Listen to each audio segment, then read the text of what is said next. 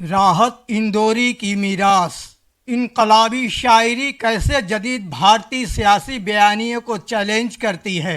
आज हम इसी मौजू पर बात करेंगे। मैं हूं मोहम्मद इकबाल और आप देख रहे हैं आपकी सोच। लोग अक्सर कहते हैं कि लफ्जों में इतनी ताकत नहीं होती कि वह तख्त व ताज को हिला सकें, लेकिन जब इंदौर की मिट्टी से उठने वाला एक दरवेश सिफत शायर मुशायरे के माइक पर खड़े होकर ये कहता है कि लगेगी आग तो आएंगे घर कई जद में, लगेगी आग तो आएंगे घर कई जद में, यहाँ पे सिर्फ हमारा मकान थोड़ी है। तो ये महज एक शेर नहीं रहता, बल्कि उन इक़दार के ईवानों के लिए एक वार्निंग बन जाता है जो ये समझते हैं कि वह मुल्क की तकदीर के अकेले मालिक हैं। आज 2026 के इस सियासी माहौल में जहां मेन स्ट्रीम मीडिया सच को दफन कर चुका है, राहत इंदौरी की आवाज़ पहले से कहीं ज़्यादा गूंज रही है। क्यों? क्योंकि राहत ने सिखाया था कि जब ज़मीर पर पहरे बैठा दिए जाएं तो शायरी को हथियार कैसे बनाया जाता है। राहत इंदौरी सिर्फ एक शायर नहीं, एक एहतजाज। उर्दू अदब की तारीख में बहुत से शोरा आए, कुछ ने हुस्न व इश्क की वादियाँ छानी और कुछ ने फलसफे की गहराइयों में पनाह ली, लेकिन राहत इंदौरी एक ऐसे फनकार थे जिन्होंने उर्दू शायरी को ड्राइंग रूम्स और नवाबों की महफिलों से निकालकर सड़कों, चौराहों और अवामी एहतजाजों का हिस्सा बना दिया। उनकी शायरी का रंग इनकलाबी था, उनका लहजा बागियाना था और उनका अंदाज ऐसा था कि वह सामने बैठे हुए ताकतवर तरीन शख्स की आंखों में आंखें डालकर उसे उसका असल चेहरा दिखा देते थे।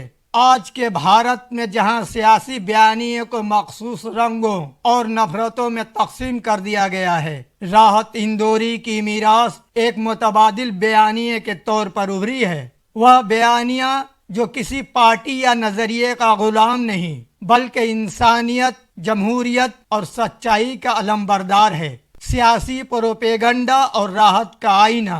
जदीद दौर की सियासत अब नजरियात से ज्यादा बयानियों की जंग बन चुकी है।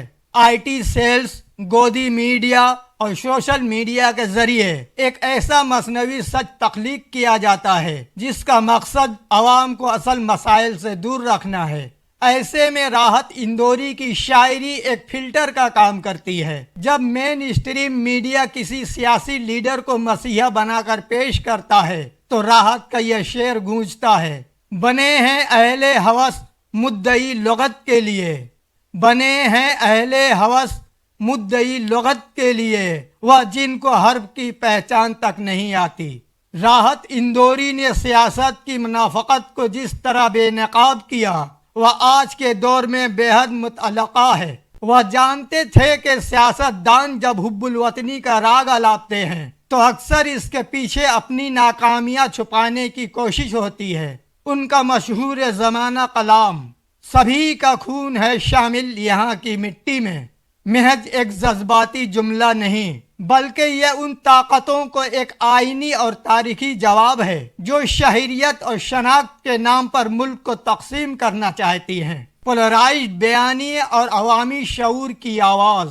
आज का भारतीय सियासी मंजरनामा हम बामुकाबिला हुआ की बुनियाद पर खड़ा है। इस तकसीम ज़दा माहौल में राहत इंदौरी की शायरी एक पुल का काम करती है। वह किसी खास मजहब या फिरक़े के शायर नहीं थे, बल्कि वह उस हिंदुस्तानियत के नुमाइंदे थे जो कसरत में वहदत पर यकीन रखती है। राहत की शायरी ने हमेशा उन लोगों को चैलेंज किया जो मजहब को सियासत के लिए इस्तेमाल करते हैं। जब वह कहते हैं कि सरहदों पर बहुत तनाव है क्या, सरहदों पर बहुत तनाव है क्या, जरा पता तो करो चुनाव है क्या, तो ये शेर आज के दौर के उस तल्ख सच को बयान करता है जहां इंतखाबात से ठीक पहले सरहदों पर हलचल या मजहबी जज्बात को भड़काना एक मामूल बन चुका है। राहत इंदौरी ने आवाम को सिखाया कि सवाल कैसे पूछा जाता है। उनका फन ये था कि वह पेचीदा सियासी चालों को दो मिसरों में समो देते थे, जिससे एक आम आदमी भी इक़दार के खेल को समझने लगता था। مین اسٹریم میڈیا بمقابلہ شعری مزاحمت۔ اگر آپ آج کے نیوز چینلز دیکھیں تو وہاں آپ کو ایک ہی قسم کا شور سنائی دے گا۔ اختلاف رائے کو غداری سے تعبیر کیا جاتا ہے اور سوال پوچھنے والے کو خاموش کر دیا جاتا ہے۔ ایسے میں راحت اندوری کی شاعری جمہوری مزاحمت کا سب سے بڑا ہتھیار بن کر سامنے آتی ہے۔ راحت نے میڈیا کے ان صاف ستھرے اور ایک طرفہ بیانیوں کو اپنے کاٹدار اشعار سے پاش پاش کیا۔ جہاں میڈیا خاموش ہوتا ہے وہاں راحت کا شعر بولتا ہے۔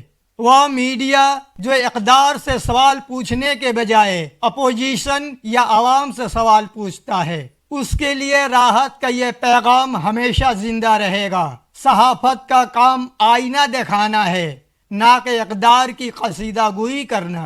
آپ کی سوچ اور راحت کا فکری تعلق۔ ہمارا چینل آپ کی سوچ ہمیشہ سے ان موضوعات کو اٹھاتا رہا ہے جو مروجہ بیانیوں پر سوالیہ نشان لگاتے ہیں۔ راحت اندوری کی میراث بھی بالکل یہی ہے۔ وہ آپ کو سوچنے پر مجبور کرتے ہیں۔ ان کی شاعری اس فکری جمود کو توڑتی ہے جو پروپیگنڈے کے ذریعے پیدا کیا گیا ہے۔ جب ہم انجم رہبر یا دیگر شعراء کی بات کرتے ہیں تو ہم ادب کے جمالیاتی پہلو کو دیکھتے ہیں، لیکن راحت اندوری کو زیر بحث لانا اس لیے ضروری ہے کیونکہ وہ ادب کو عملی سیاست اور عوامی احتجاج سے جوڑتے ہیں۔ ان کی شاعری ہمارے چینل کی شناخت یعنی غیر جانبدارانہ تجزیہ اور گہری سوچ کے ساتھ مکمل ہم آہنگی رکھتی ہے۔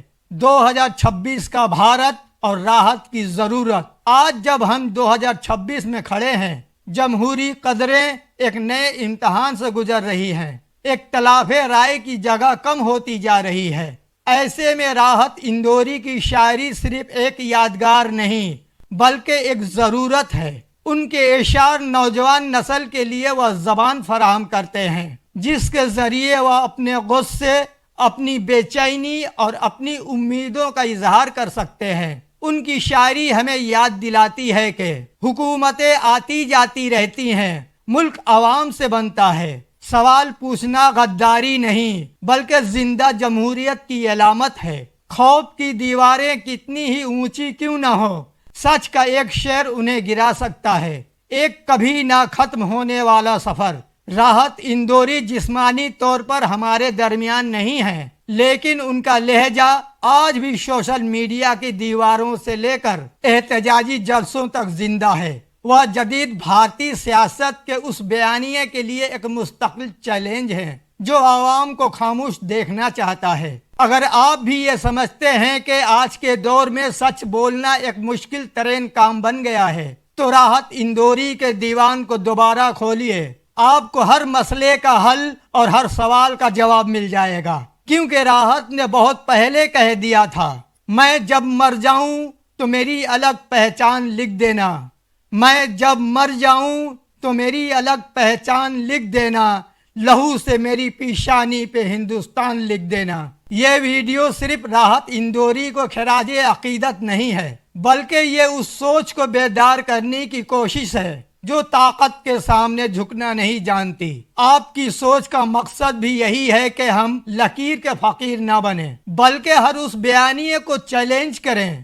جو ہمیں سچائی سے دور لے جاتا ہے۔ اگر آپ کو یہ تجزیہ پسند آیا اور آپ سمجھتے ہیں کہ اردو شاعری کو آج کے سیاسی تناظر میں سمجھنا ضروری ہے تو اس ویڈیو کو شیئر کریں اور کمنٹ سیکشن میں راحت اندوری کا اپنا پسندیدہ شعر ضرور لکھیں۔ دیکھتے رہیے آپ کی سوچ۔ میں ہوں محمد اقبال۔